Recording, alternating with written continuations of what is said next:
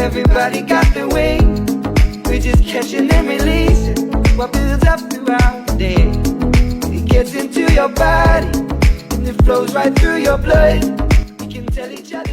Volvemos nuevamente aquí en nuestro espacio de entrevistas desde la UNISUT en el primer Congreso Internacional de Oncología, donde estamos aquí con Medfront a través de Front TV. Ya tenemos aquí el doctor que va a estar acompañándonos, pero antes voy a volver a presentarme por si se les olvida. Soy Darío Zárate aquí desde Medfront. Queremos agradecer a todos nuestros oficiantes que hacen posible esta programación, así que nosotros les recordamos que estas entrevistas son cortitas, son directas, son con los disertantes del Congreso, así que esto va a quedar registrado para que se vuelvan a asistir nuevamente. Estamos ahora con el doctor Jorge Álvarez, él es especialista en cirugía general y oncólogo. Bienvenido, doctor, muchísimas gracias por tu tiempo. Gracias, Darío, por la invitación. Un gusto volver a encontrarnos acá en un podcast. Bueno, para iniciar, recién te estuviste presentando, haciendo una entrega increíble, ¿verdad? Toda una presentación. Quiero que nos cuentes un poco un resumen de lo que estuvo tratando tu palestra. Ok. A mí me encargaron hacer una disertación sobre el manejo quirúrgico del cáncer de ovario y me pareció un buen desafío. Primeramente porque había muchos estudiantes de cursos inferiores, ¿verdad? Y explicar eso de la parte quirúrgica a alumnos de cursos inferiores es complicado, entonces fue como un desafío.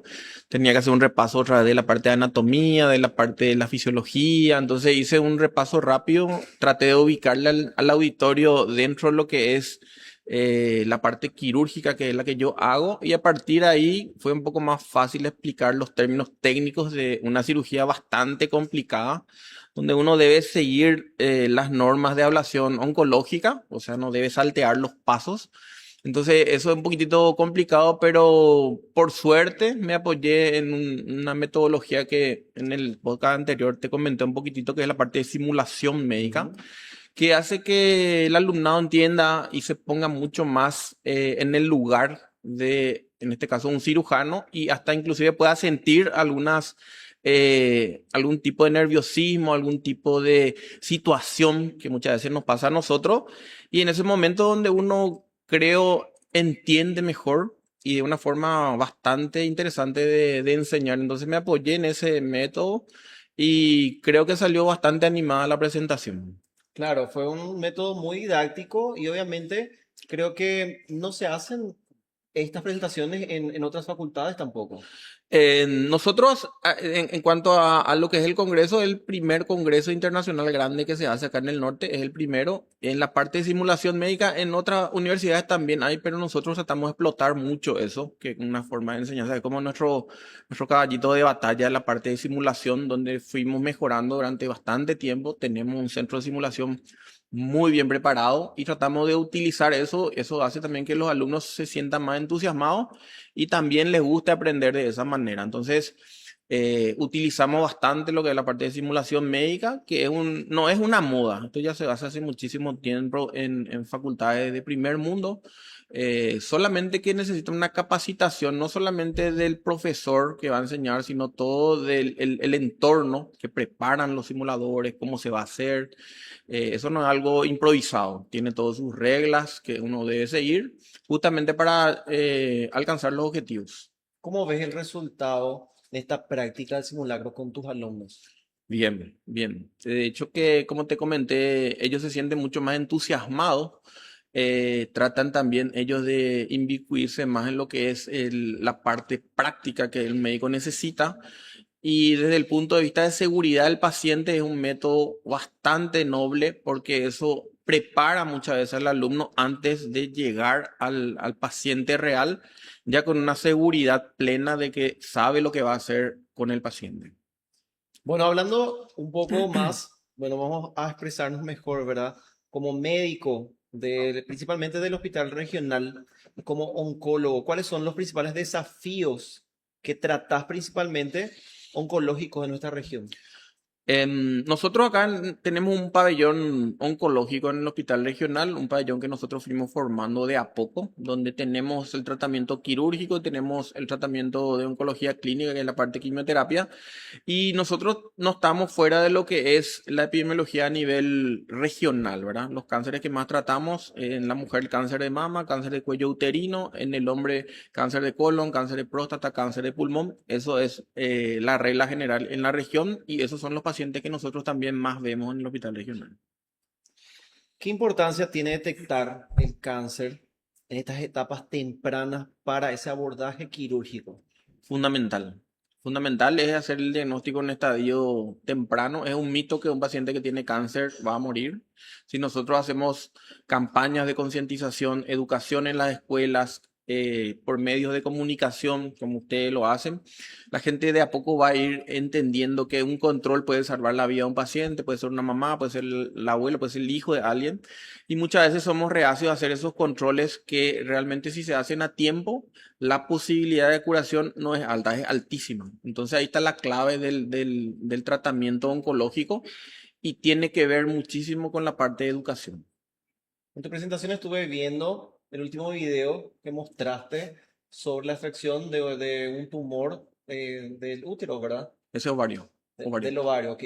Era gigantesco. Un paciente que llega en ese estadio es, no sé, es algo impresionante.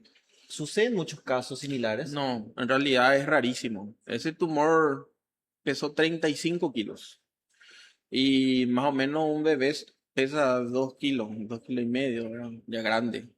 Imagínate eso, cuántos bebés serían, ¿verdad? A mí también me llamó la atención, yo era residente del Instituto Nacional del Cáncer cuando he visto a esta paciente. Eso fue hace mucho ya entonces. Sí, sí, no tanto, más o menos. Tiene su tiempo. Sí, y la señora era una señora del interior que ella consultó por un crecimiento de su panza, ¿verdad? Y fue creciendo, no tenía dolor, no tenía falta de aire, Ningún síntoma. ni un síntoma, solo le crecía la panza. Era una señora más o menos de 70 años, ¿verdad? Entonces, tardó muchísimo para consultar y yo cuando estuve con ella le pregunté, señora, ¿por qué tardaste tanto? Le dije, y doctor, o sea que cerca de mi casa no había nadie que me podía tratar, entonces me quedé nomás en mi casa. ¿Sí? O sea, el acceso también muchas veces a este tipo de pacientes, el paciente no quiere irse a la capital, entonces prefiere quedarse en la casa y creció de ese tamaño, ¿verdad? Nosotros le hicimos la cirugía ahí en el hospital y por suerte salió bien, esa señora salió de alta sin complicaciones, pero no es frecuente y menos de ese tamaño, ¿verdad? Entonces, es raro, pero por suerte salió bien. Pero existen casos más peligrosos en el interior del país. No sé si peligrosos, Pero pero más lo que pasa es que tienen exquisitos. menos accesibilidad muchas veces a hacer estudios, a llegar a tiempo a los hospitales de referencia. Entonces ahí es donde nosotros tenemos que ponernos un poco en el lugar del paciente y tratar de ayudarle, darle una mano, por lo menos si no podemos solucionar en el interior, tratar de hacer una conexión más directa para que lleguen a los hospitales de referencia, ¿verdad? Porque o si no el paciente no sabe o no puede llegar a un hospital de referencia y va a la casa y termina mal, ¿verdad? Con tu vasta experiencia, ¿cómo viste las mejoras dentro de los tratamientos oncológicos en el país en el transcurso de estos tiempos? Y mira, dentro de lo que es la parte de medicina, la oncología es uno de las especialidades que más con el tiempo avanzó.